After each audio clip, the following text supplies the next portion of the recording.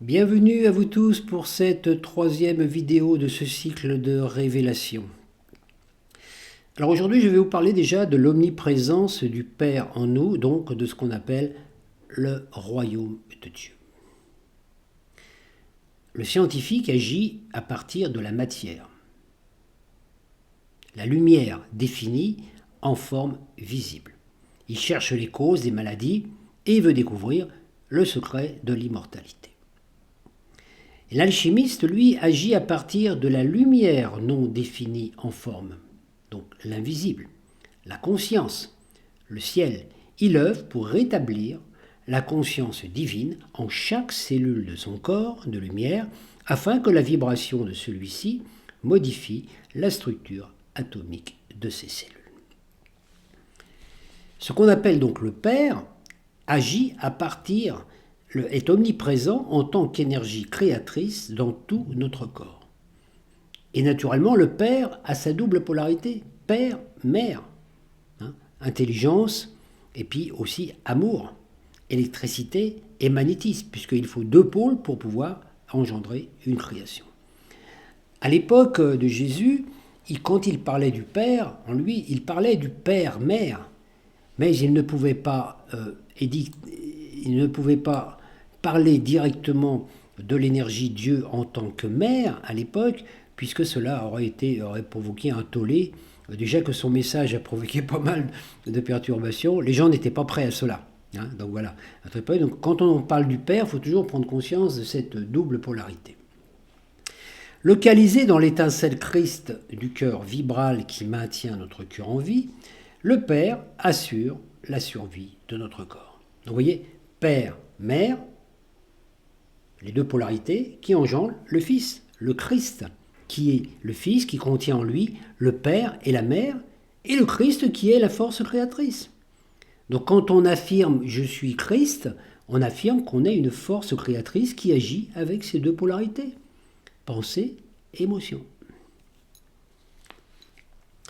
Donc voilà. L'étincelle divine qui est localisée dans notre cœur de lumière diffuse la lumière adamantine qui est diffractée dans l'univers sous forme de prana. La lumière adamantine est une lumière qui est structurée sous une forme hexagonale, alors que le prana, ce sont des particules de lumière adamantine qui ont été dissociées quelque part, fragmentées, on peut dire. Voilà. Le Père, Mère est donc omniprésent en chaque cellule, enfermé, comme je disais tout à l'heure, cette énergie libre qui est enfermée au cœur de nos atomes. Ça, c'est une chose qu'il faut bien comprendre, que les atomes, les cellules sont constituées de parties, on peut dire d'énergie, d'électrons aussi, atomes. Les atomes, voilà, vous avez les protons, les neutrons, et au cœur de l'atome, vous avez les électrons. Au cœur des électrons, vous avez les quarks, et quand vous regardez au cœur du quark, vous avez quoi? Du vide. Et dans ce vide, il y a l'énergie créatrice invisible, celle qui représente 90% de notre univers. Notre matière n'est qu'une petite partie infime de la réalité qui est nourrie par cette lumière invisible. Quand notre moi reconnaît la présence du Christ Père-Mère dans notre cœur et cesse de nourrir des croyances illusoires, cette étincelle Christ diffuse une quantité plus abondante de lumière adamantine, donc d'élixir d'immortalité qui transmute la conscience et la matière. Chaque goutte de notre sang qui passe dans notre cœur reçoit cette infusion de lumière. Vous voyez, une reprogrammation. Cet élixir de jouvence qui véhicule ce qu'on appelle les bosons messagers, qu'on appelle aussi les Agnidevas, qui veut dire les anges du Seigneur, qui œuvrent dans notre corps. C'est de l'eau de vie céleste, de la conscience de lumière pure contenant des particules solaires, ce qu'on appelle en alchimie l'or philosophal. Vous êtes conscient que cet élixir d'immortalité, quand il circule dans notre corps, il contient les énergies de toutes les forces angéliques créatrices de notre univers. Tous les anges que vous pouvez connaître, les anges de la Kabbale, les 72 génies créateurs, sont à l'œuvre dans votre corps à chaque instant et reconstruisent votre corps. Quand vous faites ce travail en conscience, imaginez Imaginez ce que ça peut faire, c'est extraordinaire. Donc l'élixir qui circule dans le corps librement via les globules sanguins, puisque chaque goutte de sang reçoit l'information. Imaginez, dans chaque goutte de sang, vous avez toutes les hiérarchies créatrices qui rentrent dedans, tous les anges. Et ça va se véhiculer dans votre sang, dans vos cellules, dans votre moelle épinière, dans votre structure corporelle, dans vos atomes, etc. etc. Hein, c'est de l'eau de vie, c'est de la conscience de lumière pure qui contient les particules solaires. L'élixir qui circule, voilà, ça libère le père contenu en chaque cellule. Quand vous avez ce liquide adamantin qui circule dans votre corps, donc du plasma qui circule dans votre corps, à chaque fois que ça touche une cellule, naturellement, il va y avoir une résistance par rapport à la structure matérielle de votre cellule, hein, la gangue de fréquences carbonées. Voilà. Quand ça pénètre à l'intérieur, pouf, la cellule éclate et la lumière se révèle. Votre corps s'éclaire de l'intérieur. Et qu'est-ce qui sort comme énergie de votre corps? Il sort simplement de l'énergie libre, l'énergie qui a créé et qui crée tout l'univers. Et l'énergie libre, c'est quoi? C'est de l'amour bipolarisé, c'est de l'amour en mouvement. L'amour est contenu, est à l'intérieur de chacune de nos cellules. Brille comme Imaginez qu'au sein de chacune de vos cellules, vous avez un petit soleil qui ne demande qu'à sortir. C'est ça le principe qu'on retrouve dans le tantra aussi. Shiva, la conscience, qui va pénétrer la cellule et qui va réveiller Shakti qui est endormi. Aussi bien dans nos cellules, et le même processus s'accomplit au niveau de la Terre. En 2012, quand Uranus a déversé des flux de plasma puissants qui ont traversé toutes les couches atmosphériques de la Terre et les couches aussi matérielles, liquides et tout de la Terre, ont touché le cœur de la Terre, ont réveillé l'énergie de Shakti de la Terre, son cœur cristallin qui s'est mis à battre, ce cœur qui est entouré de 8 semences de vie et de 12 énergies qu'on appelle les crânes de cristal, et cette énergie-là s'est expansée et a libéré la Terre, et tous les êtres humains ont été transmutés par cette énergie. Donc cette énergie-là pénètre dans votre corps par vos pieds, monte dans votre corps et vous permet cette transmutation. C'est pour ça qu'actuellement nous vivons des choses un peu difficiles, parce que quand cette énergie-là monte en nous et qu'elle veut rétablir le plan originel, c'est-à-dire que nous pouvons vivre dans un corps de jeunesse éternelle, il y a la résistance qui est là. La résistance, les programmes mentaux qui disent c'est pas possible, tatati, tala, tout le côté scientifique et mental qui fait obstacle. Et c'est pour ça que nous avons des problèmes de santé, des problèmes dans notre vie, tout ce qui fait obstacle. Et plus ça va aller, plus cette énergie va être puissante, rien ne peut résister à cette force de transformation. Quand la force de transformation est active, quand l'amour divin a choisi de réinitialiser la Terre pour la ramener dans sa fréquence originelle, personne ne peut résister. On a deux possibilités, soit on accepte, donc ça nous perturbe un petit peu parce que c'est un petit peu le chaos dans notre corps, dans notre vie, soit on accepte, soit on résiste. Si on résiste, on sera détruit. C'est le travail actuel à faire. Il faut que cette énergie qui monte du cœur de la Terre par le plan éthérique, qui rentre par les pieds, les malléoles des chevilles, qui monte dans notre corps jusqu'au centrara, qui monte jusqu'au cœur, rejoigne l'énergie qui descend d'en haut pour que le vortex se récompense. L'énergie père qui monte, l'énergie mère qui monte, se réunissent dans le cœur, un vortex, on retrouve la force créatrice. Imaginez qu'à chaque instant, dans votre cœur, vous avez du plasma solaire qui fait ce travail au niveau cellulaire et qui fait une transmutation radicale au niveau des cellules. Ça demande un travail d'attention, naturellement. Je ne dis pas que ça se fait tout seul. Enfin, ça se fait tout seul, c'est pas notre mental qui peut faire. Mais notre mental peut cependant faire obstacle. Il suffit de reconnaître cette force, de se reconnaître comme étant cela. Dès qu'on émet une idée et qu'on ressent une émotion, le processus est immédiat. Le Père déclenche le processus créateur. Ce qui veut dire que si vous donnez votre attention à la chimie cellulaire qui se passe dans votre corps, le travail se fait à l'intérieur de vous. Ça ne se voit pas, ça va demander un certain temps, puisqu'il faut évacuer tous les vieilles scories, mais c'est une chose qui se fait, on peut dire, une reconnexion avec le divin. La chute de l'homme, dont on parle souvent, la chute, c'est une illusion parmi tant d'autres. Parce que, mais si une partie de vous a chuté et est devenue ce que vous êtes aujourd'hui, hein, vous avez une grande partie de votre être, plus de 90% de votre être, qui n'a pas chuté. Exemple, par exemple, si vous avez vécu en Atlantide et que vous étiez un grand être de lumière en Atlantide, un serveur de la lumière en Atlantide, voilà.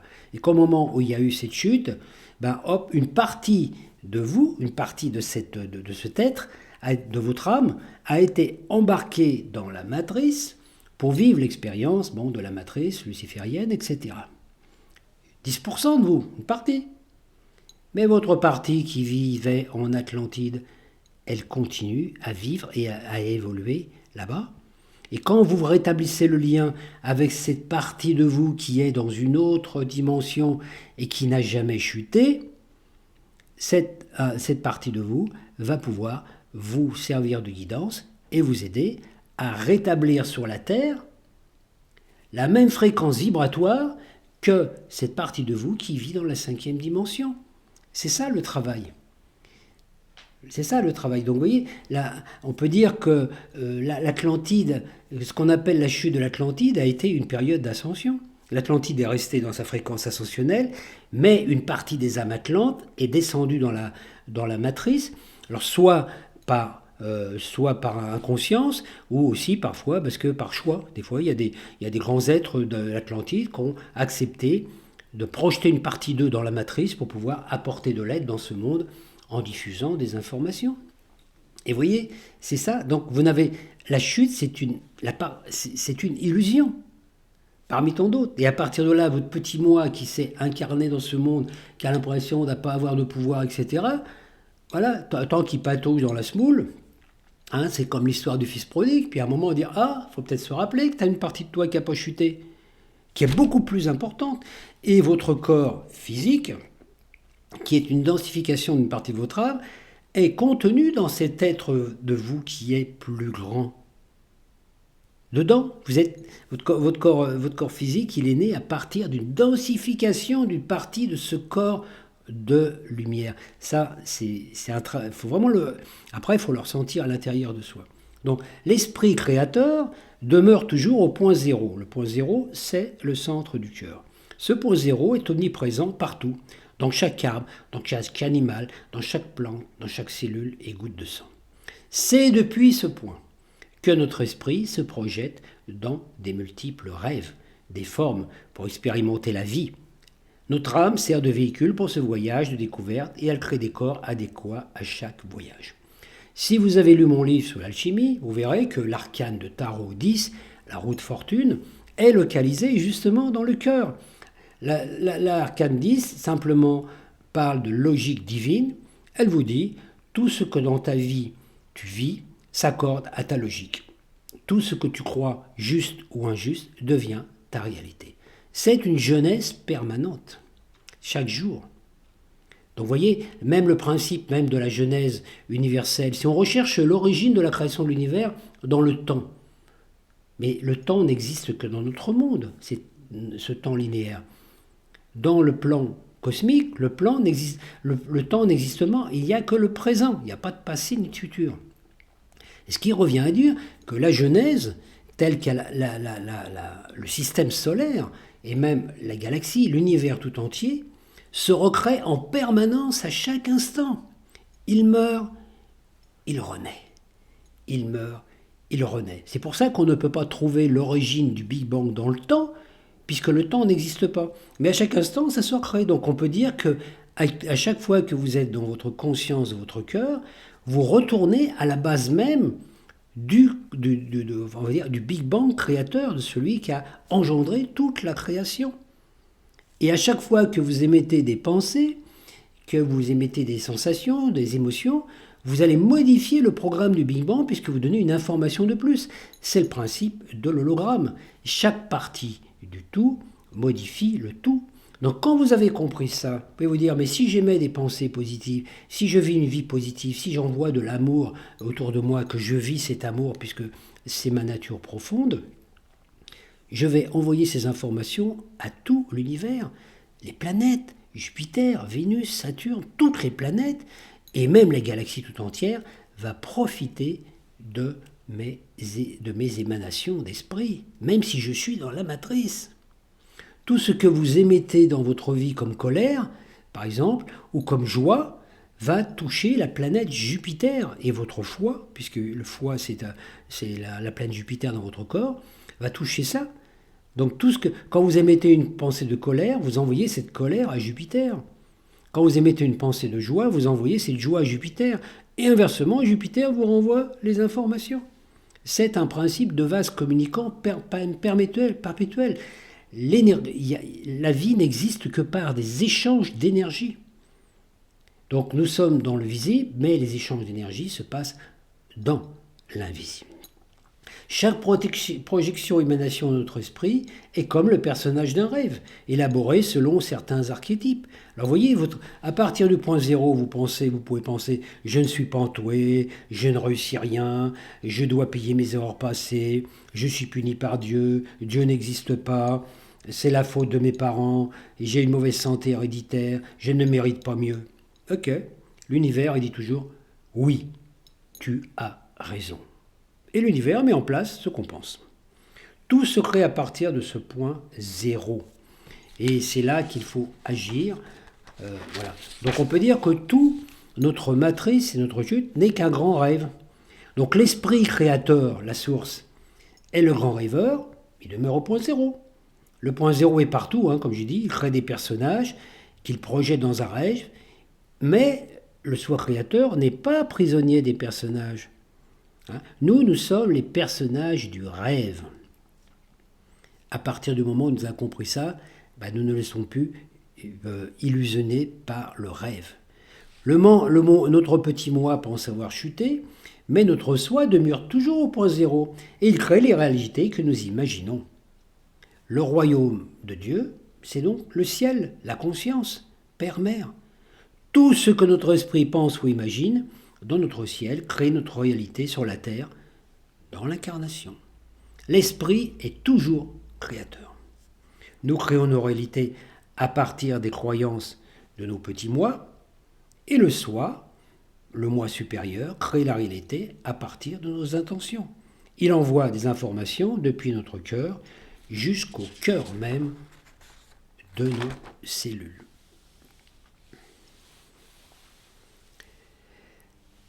Dans la prochaine vidéo, je vous parlerai en détail des 3 plans, des 3 strates du monde astral pour que vous compreniez bien comment agit cette pensée créatrice dans notre réalité. Je vous remercie pour votre écoute et je vous dis à la prochaine vidéo.